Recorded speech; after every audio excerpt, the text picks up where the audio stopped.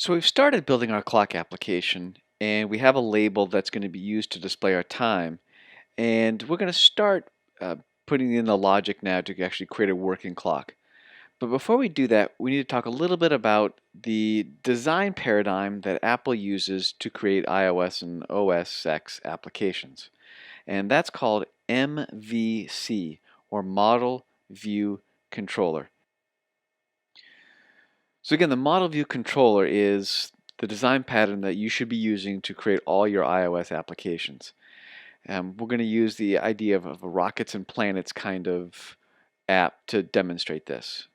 So in this app, you might have rockets and you might have planets.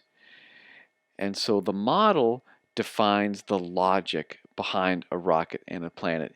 It contains the properties of a rocket and a planet and the behaviors. Those, again, the attributes of the properties, the behaviors become the methods of the different objects that we create. So the model is the logic behind that. And the view is what the users are touching and swiping and clicking on the screen. It's things like buttons and labels and subviews and anything you can see on the screen. The controller is what ties all that together. The controller is really the workhorse of all this. They can see what the model is trying to do and they figure out how to actually display that in the view. So the controller is constantly listening for events, detecting events, and then responding to those different events.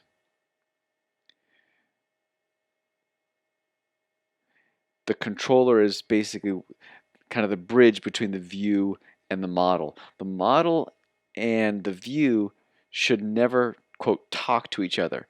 The view shouldn't care about the data it's displaying, only that it's supposed to display some data, and the controller tells it what to display. So the controller is kind of the translator between the model and the view. Typically, a model is just a Swift class. You saw that when we were doing the Space Adventure project, we wrote a lot of different classes. Those would be model. It's just properties and methods to describe some sort of object. And you can see Swift classes like the ones you've written before. And the view is the user interface. We've been using the interface builder to put different different things like labels. We've added buttons. Later on, we'll look how to put images and pictures. All the things the user sees make up the view.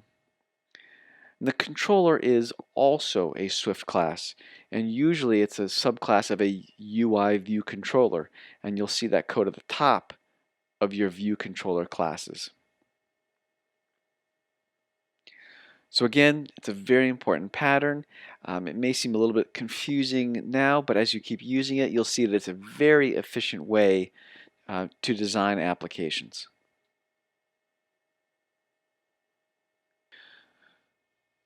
So based on that presentation we just saw, we need a model to represent our clock. And so as we also learned, a model is simply a Swift file. I'm going to go ahead and add a new file to my project. I'm going to call it clock. Create that. Make sure it's in the clock group. And now I have a new clock Swift file. So let's go ahead and create my new class.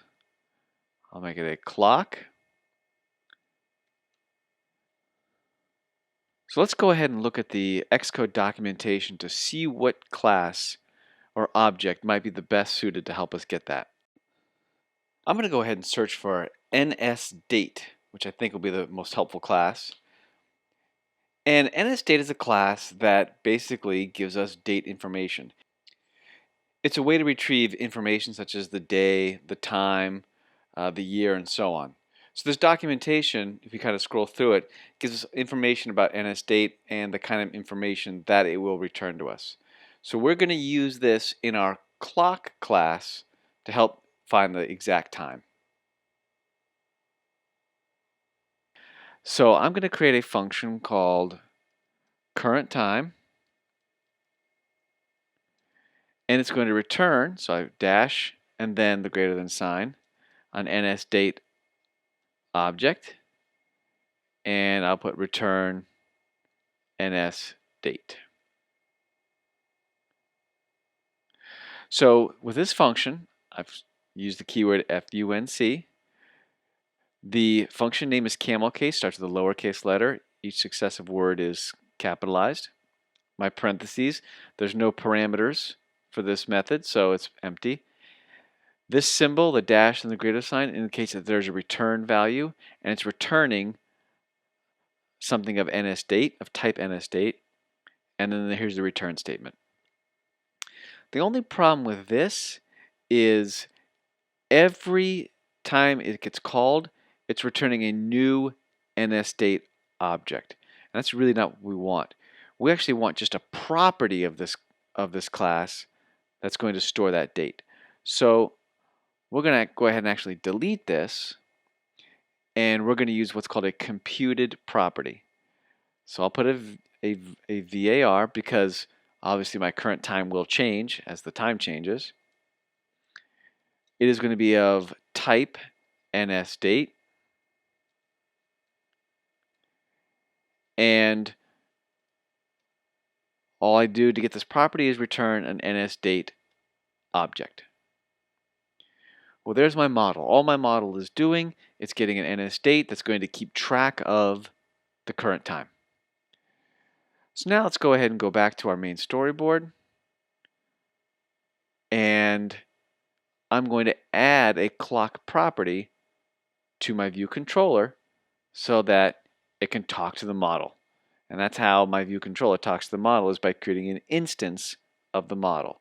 So let clock equals clock and then parentheses. So again, there I've created a new instance of the clock model called clock. So as we talked a little bit about last time, there are different life cycle events an app goes through. And one of the most important ones is when it comes to the foreground and you can see your view, the life cycle event is view did load. And so in the last time, all we did is we changed the text to be the words current time. Well, here, now that we have our clock model, we can use the current time property to become the text of that label. So I'm going to make it a string, and since it's a variable, I have to put the slash and then clock dot current time. So now it's going to take that current time, and again, it's going to convert it to a string by the use of the slash. So let's go ahead and run this, see what it looks like.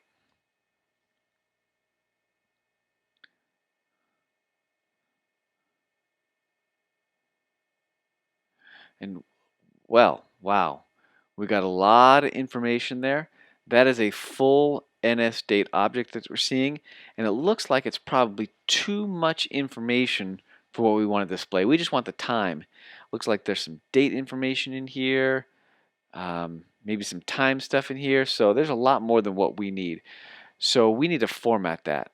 So let's go ahead and go back and stop this, and let's quickly format this as something like, and we're actually going to use something called NSDate formatter.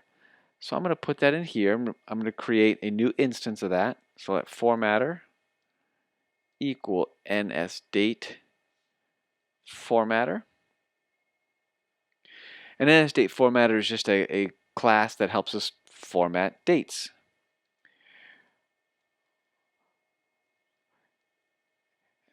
One of the methods it has is time style, or one of the properties it has is time style. And for right now, we're going to use a built-in format called short style. And then I'm going to replace this current time string with formatter dot string from date. So that's going to convert my NSDate object to a string, clock dot current time. Let me hide this for a second so we can see this a little bit better. So let's look at what this whole line does. So you know that It's going to set the text on my time label. I've created an NSDate formatter, which formats dates for us. And I've set the style of it to be short style. And we'll see what that looks like in a second. And it's going to take the current time from my clock. It's going to make a string from that date and then set that string to the format specified in my NSDate formatter. So let's go ahead and run this.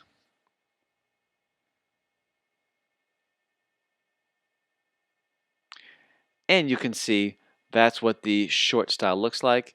That is a much more accurate representation of the clock we're looking for rather than that whole long string of information. So now that we've got that correctly formatted, which is great, but what happens if we put our iPad or our phone away and our app goes to the background? What happens when it comes back again? And we'll take a look at that event in the next video.